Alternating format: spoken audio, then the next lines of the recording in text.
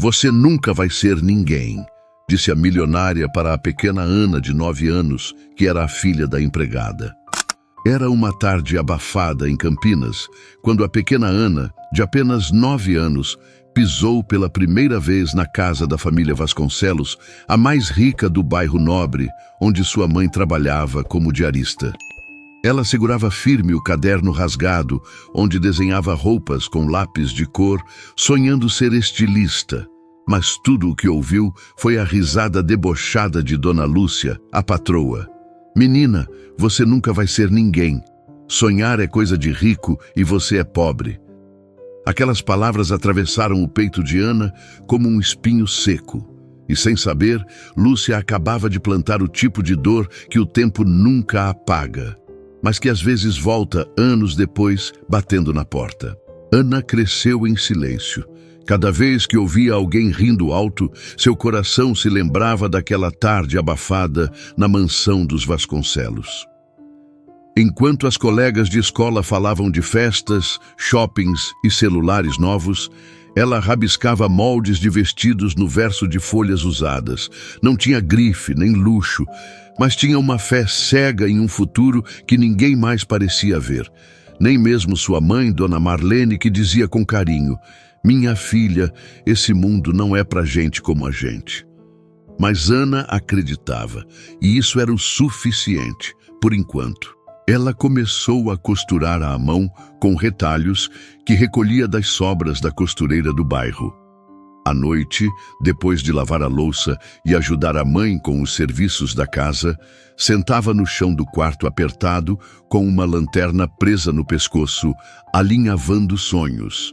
Com 14 anos, já vendia faixas de cabelo e customizações para vizinhas, enquanto anotava os pedidos num caderninho que guardava como se fosse ouro. Mas o que ela não sabia é que o destino estava prestes a colocá-la de novo no caminho da família Vasconcelos, e dessa vez de forma ainda mais cruel. A filha de Lúcia, a mesma que vivia trancada no quarto ouvindo música alta quando Ana ia com a mãe à mansão, agora era sua colega de escola. Isabela Vasconcelos. Alta, cabelos perfeitos, roupas de marca.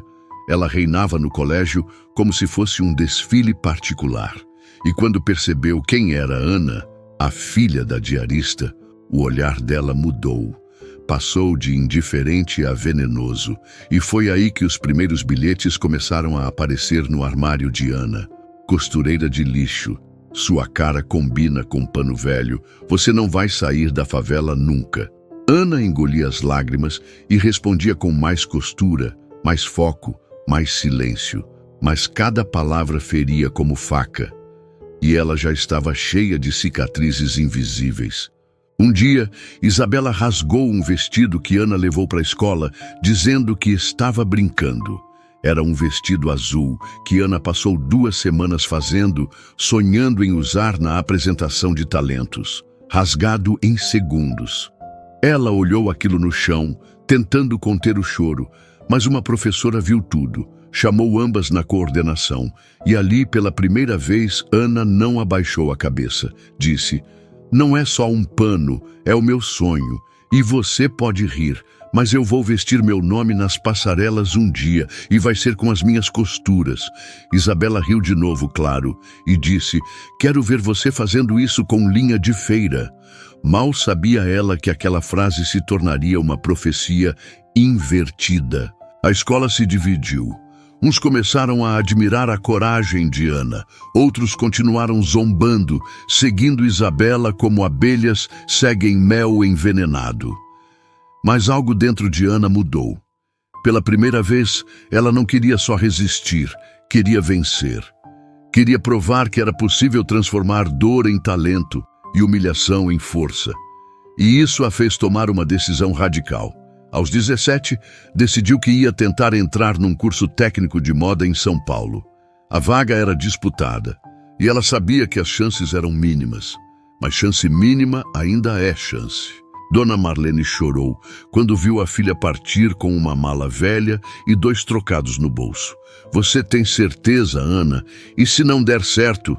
"Aí eu volto, mãe, mas pelo menos eu tentei." Era madrugada quando ela subiu no ônibus rumo à cidade grande. Enquanto a estrada engolia o interior pela janela, Ana abraçava o caderninho com seus desenhos. Cada linha ali era um pedaço de tudo que ela suportou. Mas o que ela não esperava era que o frio de São Paulo não seria nada comparado ao que viria pela frente. São Paulo a recebeu com buzinas, fumaça e pressa. A cidade parecia falar outra língua, uma que Ana ainda não conhecia. O alojamento estudantil era apertado, dividido com 3 meninas de bairros diferentes, com histórias pesadas e olhares cansados. Elas se entendiam com um simples gesto. Estavam todas ali tentando se agarrar a alguma chance. Só que para Ana, a saudade da mãe e o medo do fracasso apertavam o peito mais do que qualquer aperto de dinheiro. A rotina era cruel. Aula de manhã, estágio não remunerado à tarde numa confecção da Zona Leste e à noite ela lavava pratos num restaurante pequeno para juntar um dinheirinho e pagar o passe do metrô.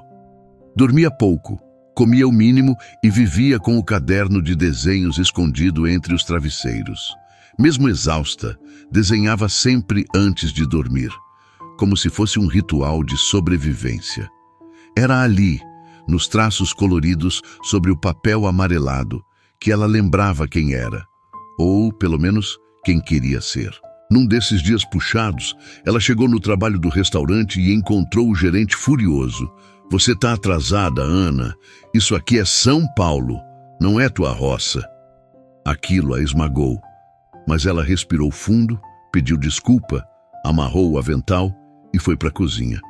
Chorou lavando o copo escondida atrás do vapor da pia, porque por mais forte que fosse, às vezes a força cansa. E naquele dia, ela estava por um fio, até que algo inesperado aconteceu. Uma senhora elegante entrou no restaurante perto da hora de fechar. Cabelos grisalhos bem arrumados, colar de pérolas, olhar severo. Pediu uma sopa simples e ficou observando Ana de longe, sem dizer uma palavra. Na hora de pagar, a mulher deixou um cartão de visita em cima do balcão. "Traga aquele desenho que estava rabiscando no papel do pedido. Eu quero ver." Ana ficou sem saber o que dizer. A mulher saiu antes de ela responder. Quando pegou o cartão, sentiu o coração acelerar. Teresa Baroni, editora-chefe, Revista Brasil Fashion. Naquela noite, Ana quase não dormiu. Revirou os cadernos todos, escolheu 3 esboços e colou num papel limpo. No dia seguinte, chegou tremendo na recepção do prédio imponente onde funcionava a revista. Entregou o envelope e foi embora sem esperar nada. Só que dias depois, recebeu uma ligação que mudou tudo. Teresa queria vê-la pessoalmente. "Você tem um traço cru, mas muito verdadeiro. Isso é raro. Quero te ver criando algo completo, não só desenho. Consegue?" Ana respondeu com um sim, que veio direto da alma, mesmo sem ter ideia de como faria aquilo com os recursos que tinha. Durante semanas, Ana revirou brechós, recolheu tecidos descartados, usou agulhas tortas e costurou com a mesma lanterna presa ao pescoço de quando era criança. Criou um vestido vermelho que falava de luta, com costuras aparentes como cicatrizes. Entregou pessoalmente na redação da revista e voltou para casa sem expectativas. 2 semanas depois, viu sua peça numa página inteira da edição de Moda Jovem. O nome dela estava lá, em letras pequenas, mas estava. E aquilo foi o começo de algo muito maior. Aos poucos, estilistas começaram a procurá-la. Um convite pequeno aqui, uma colaboração ali. O dinheiro ainda era curto, mas o nome de Ana começou a circular. Com 21 anos, ela participou da sua primeira feira de moda independente em Pinheiros. Montou um estande improvisado com os próprios cabides feitos de galho seco e arame. As roupas, costuradas à mão, com estampas inspiradas no sertão e nas memórias da infância. Os visitantes paravam, tiravam foto, perguntavam. Um deles, inclusive, gravou um vídeo mostrando o trabalho dela, que acabou viralizando. Mas o que Ana não sabia era quem também viu aquele vídeo. No alto de um prédio comercial, sentada diante de um computador de última geração, Isabela Vasconcelos reconheceu imediatamente o rosto de quem ela achava ter apagado da própria história. O nome Ana Clara dos Santos apareceu na legenda do vídeo que somava milhares de curtidas. E o mais curioso, a mãe de Isabela, Lúcia, também viu. Essa menina me lembra alguém. É a filha da nossa antiga diarista, mãe. Não brinca. Aquela sonhadorazinha, eu achei que ela já tinha desistido, mas o destino não costuma deixar histórias mal resolvidas em paz por muito tempo. Ana estava no ateliê improvisado que montou nos fundos de uma casa alugada em São Mateus quando seu celular tocou. Era um número desconhecido, mas ela atendeu mesmo assim. Do outro lado da linha, uma voz hesitante disse: "Oi, é a Ana Clara dos Santos." Ela confirmou e a voz continuou: "Meu nome é Isabela, Isabela Vasconcelos. Não sei se você lembra de mim." O nome caiu como um peso no estômago. Claro que lembrava. O vestido azul rasgado, os bilhetes, as risadas, o olhar por cima do ombro. Mas antes que pudesse dizer qualquer coisa, Isabela soltou a frase que Ana jamais esperaria ouvir: "Preciso da sua ajuda." A vontade imediata foi desligar. Mas algo na voz de Isabela parecia diferente. Não era arrogante, não era debochada, era trêmula, desesperada. E Ana, apesar de tudo, sempre teve um coração maior do que a dor que carregava. Aceitou ouvir. Marcaram um café, num lugar público. Ana chegou primeiro. Estava nervosa, mas serena. Sabia que estava anos-luz distante daquela menina calada da escola. E quando Isabela entrou no café, vestida com roupas simples e rosto sem maquiagem, Ana quase não a reconheceu. Elas se sentaram frente a frente, como dois mundos que já tinham colidido no passado, e agora se olhavam de novo. Isabela respirou fundo. Contou que o pai havia falido há 2 anos, que a empresa da família afundou em dívidas e que a mãe, Dona Lúcia, sofria de depressão severa. Ela não sai do quarto, não come, não fala com ninguém. E ontem ela perguntou por você. Ana engasgou com o café. Como assim? Perguntou por mim? Ela viu seu nome na revista, viu seu rosto e disse que precisava te ver, que tinha algo para te dizer. Ana não respondeu na hora. Foi embora daquele encontro com o coração disparado, 1000 pensamentos embolados. Não sabia se era uma armadilha emocional, um truque, ou apenas uma tentativa de aliviar a culpa de alguém que a machucou profundamente. Mas naquela noite, ficou encarando o teto e lembrando da mãe dizendo: "Às vezes quem fere também carrega feridas que não deixa ninguém ver." Talvez fosse verdade. Talvez Lúcia estivesse quebrada de um jeito que nem o dinheiro conseguiu consertar. E talvez Ana precisasse ouvir o que ela tinha a dizer, nem que fosse só para fechar a cicatriz que ainda doía em silêncio. 2 dias depois, Ana estava diante do antigo portão da mansão Vasconcelos. Ele agora rangia ao abrir. O jardim estava mal cuidado e a fachada perdia o brilho. Era como se o tempo tivesse devolvido àquela casa a fragilidade que um dia tentou esconder com luxo. Isabela a recebeu na porta. Não havia criados nem empregados. Entraram em silêncio, subiram a escada devagar. E então, Isabela apontou a porta do quarto. "Ela tá aí dentro. Eu vou deixar vocês sozinhas." Ana entrou e o tempo pareceu se dobrar. Dona Lúcia estava deitada na cama, mais magra, mais pálida, mais humana. O olhar dela se ergueu devagar. "Ana." A voz saiu fraca, mas firme. "Eu sei que não mereço te ver. Eu sei o que te disse. E acredite, eu repeti aquilo para mim mesma todos os dias. Porque cada vez que eu via minha filha vazia, mesmo cercada de tudo, eu lembrava de você, cheia de sonhos, mesmo sem ter nada." Ana sentiu um nó na garganta. Não era vingança o que sentia, era pena, mas também algo mais profundo: libertação. Lúcia estendeu uma caixa de madeira gasta pelo tempo. Isso era da minha avó. Ela costurava. E eu destruí o que você era, porque no fundo eu sabia que você era mais forte que a gente. E agora, se ainda tiver espaço no seu coração, eu queria te dar isso. Porque eu vi seu vestido, eu vi você, e entendi que tudo o que tentei esconder era o que você se tornou. Ana abriu a caixa. Dentro estavam algumas agulhas antigas, linhas de seda e um dedal de prata.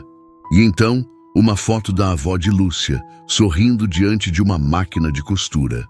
A mesma paixão que um dia uniu duas mulheres de mundos opostos. Agora unia elas também. Ana não chorou, nem sorriu. Apenas segurou a caixa e disse: "Eu não sou o que você falou e nunca fui, mas obrigada por reconhecer." Virou as costas e desceu as escadas com um passo leve. Deixou aquela casa com a certeza de que não era mais prisioneira do passado. Mas mal sabia ela que o destino ainda tinha mais uma volta a dar. Uma que envolveria a filha de Lúcia e um vestido novamente. Ana não voltou a falar com Isabela depois daquela visita. Sentia que aquele capítulo tinha se encerrado. Ela não guardava mágoa, mas também não sentia necessidade de manter qualquer vínculo. Sua vida estava finalmente encontrando um caminho. Meses depois, recebeu uma bolsa integral para estudar em uma renomada escola de moda em Milão, após ser indicada por Teresa Baroni. O reconhecimento estava chegando. E Ana, mesmo com toda a dor que carregava, nunca deixou de caminhar.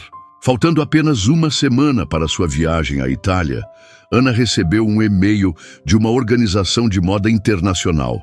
Ela havia sido selecionada para apresentar uma coleção completa em um evento beneficente em São Paulo, com transmissão online e cobertura da mídia. Era o tipo de oportunidade que poderia consolidar sua carreira de vez. Mas havia um detalhe. O evento seria voltado para causas sociais e cada estilista teria que escolher um tema que o conectasse emocionalmente à sua história. Ana sabia o que queria mostrar. Uma coleção baseada em mulheres invisíveis, diaristas, faxineiras, costureiras, mulheres como sua mãe, como a avó de Lúcia. Mulheres que costuram o mundo, mas quase nunca são vistas. Começou a trabalhar nos croquis como se estivesse costurando a própria alma. Cada vestido tinha uma história bordada. Cada cor, um lamento. Cada linha, uma lembrança. Ela sabia que aquela coleção não seria só moda, seria memória viva. Durante os preparativos, uma das modelos escaladas para desfilar teve um imprevisto e precisou ser substituída às pressas. A produção sugeriu uma substituta, uma ex-modelo que estava tentando voltar ao mercado. O nome dela? Isabela Vasconcelos. Ana ficou em choque. A produção não sabia da história entre elas. Era apenas uma coincidência cruel. Ou talvez um acerto do destino. Ana teve a chance de recusar, mas ficou em silêncio por um longo tempo antes de responder. Deixa, ela pode desfilar. No dia do ensaio, Isabela chegou sem maquiagem, com o rosto tenso e o andar contido. Encontrou Ana nos bastidores. Você tem certeza que quer que eu faça isso? Perguntou com os olhos baixos. Ana respondeu sem hesitar.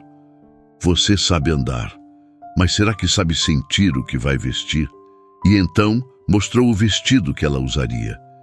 Era inspirado no modelo azul que havia sido rasgado anos atrás. Só que agora era uma versão completa, forte, marcada por camadas e recortes que lembravam resiliência. Isabela segurou o tecido como quem segura uma ferida que ainda não fechou e não disse nada. No dia do desfile, a sala estava lotada, luzes apagadas, silêncio absoluto. Quando Isabela entrou na passarela, a plateia prendeu o ar. O vestido flutuava com ela, mas era o olhar da modelo que carregava o peso da história. Pela primeira vez, ela não desfilava para ser admirada. Ela desfilava para pedir perdão. E naquele momento, o passado e o presente colidiram em um único instante. Ana observava dos bastidores com os olhos marejados. O público aplaudia, mas ela não ouvia. Só via a menina de 9 anos com o caderno rasgado na mão, sendo empurrada para fora da mansão. Só via sua mãe lavando roupa com as mãos rachadas de sabão. Só via tudo o que teve que engolir para chegar ali. E ainda assim, com tudo isso, o que sentia não era vingança, era vitória. O desfile terminou. A imprensa se aproximou. Entrevistas, flashes, elogios, mas Ana queria apenas voltar para casa. Quando passou pelos corredores do evento, viu Isabela sentada sozinha, chorando baixinho. Ela parou, pensou e sentou ao lado. Não disse nada. Depois de alguns segundos, Isabela sussurrou: "Me perdoa por tudo." Ana respondeu com a voz firme, mas calma: "Eu não sou mais aquela menina, e você também não é mais a mesma. O que importa agora é o que a gente vai fazer daqui para frente." E ali, naquele banco de corredor, entre lágrimas e vestidos, 2 histórias se cruzaram pela última vez. Mas ainda faltava um reencontro. E este seria com alguém que Ana jamais deixou de carregar no coração. Antes de embarcar para Milão, Ana voltou à sua cidade natal para se despedir da mãe. Era uma manhã simples, de sol fraco e cheiro de café coado. Dona Marlene a esperava no portão, com os olhos marejados e o avental sujo de farinha. "Sabia que esse dia ia chegar, filha. Só não sabia que ia doer tanto de orgulho." As 2 se abraçaram por longos minutos, como se estivessem costurando com o corpo tudo o que o tempo não conseguiu remendar com palavras. Dentro de casa, Ana tirou da bolsa um envelope e entregou à mãe. Dentro havia uma carta, escrita à mão, com a caligrafia de alguém que havia encontrado a paz. Era de Dona Lúcia. Na carta, ela dizia que não sabia se ainda teria tempo de mudar o passado, mas que esperava ter mudado o futuro. Contava que, depois do desfile, decidiu vender a casa e doar o que restava da fortuna para projetos sociais que apoiavam meninas em situação de vulnerabilidade, especialmente aquelas com talento para a moda. O nome da nova instituição: Projeto Ana Clara. Quando Marlene leu isso em voz alta, não conseguiu conter o choro, nem Ana. Dias depois, no aeroporto, Ana embarcou com uma mala pequena, o caderninho de infância e a caixa de madeira que herdou da avó de Lúcia. Não levava luxo, mas levava tudo o que importava. Quando o avião decolou, olhou pela janela e pensou em tudo o que tinha vivido. Cada humilhação, cada não, cada pedaço rasgado da infância. Tudo agora era linha bordada na própria alma, e ela, que um dia ouviu que nunca seria ninguém, agora voava para se tornar tudo o que sempre sonhou. E mais, em Milão, Ana não demorou a se destacar. Seus designs carregavam algo que ninguém conseguia copiar: verdade. Não eram só roupas, eram memórias transformadas em arte. Ela falava pouco, mas suas coleções gritavam. Em um dos eventos mais aguardados da temporada, foi convidada a encerrar o desfile da maior semana de moda da Europa. E ali, diante de um público internacional, exibiu sua nova coleção, Linha de Sangue, inspirada nas mulheres brasileiras que costuram histórias em silêncio. O vestido final era azul, o mesmo tom do primeiro que foi rasgado, mas agora reconstruído com camadas de renda, retalhos e bordados à mão. Enquanto os aplausos ecoavam pelo salão, Ana saiu dos bastidores com os olhos marejados, mas firme. No camarim, pegou o celular e viu uma mensagem com uma foto. Era de Isabela. Na imagem, ela aparecia dando aula para meninas adolescentes num centro cultural, segurando o mesmo vestido azul que desfilou. A legenda dizia: "Obrigada por me ensinar que gente como a gente também pode mudar, mesmo quando começa errando." Ana sorriu, guardou o celular e olhou para o espelho. O reflexo que via não era mais o de uma menina desacreditada, nem de uma mulher vingativa. Era o de alguém que entendeu que a maior vitória não é calar quem te humilhou, é transformar a dor em ponte e não em muro. Ela se virou, saiu do camarim e atravessou o corredor até o palco, onde jornalistas a esperavam. Sorriu com serenidade. Sabia que ali não era só a estilista Ana Clara quem estava sendo celebrada. Era a menina do caderno rasgado, a filha da diarista, a mulher que ninguém viu chegando, até que o mundo não pôde mais desviar o olhar. E aí, o que você faria se alguém dissesse que você nunca vai ser ninguém? Será que você conseguiria costurar seu próprio destino, mesmo com a linha cheia de nós? Deixe aqui o seu comentário e a sua mensagem de apoio.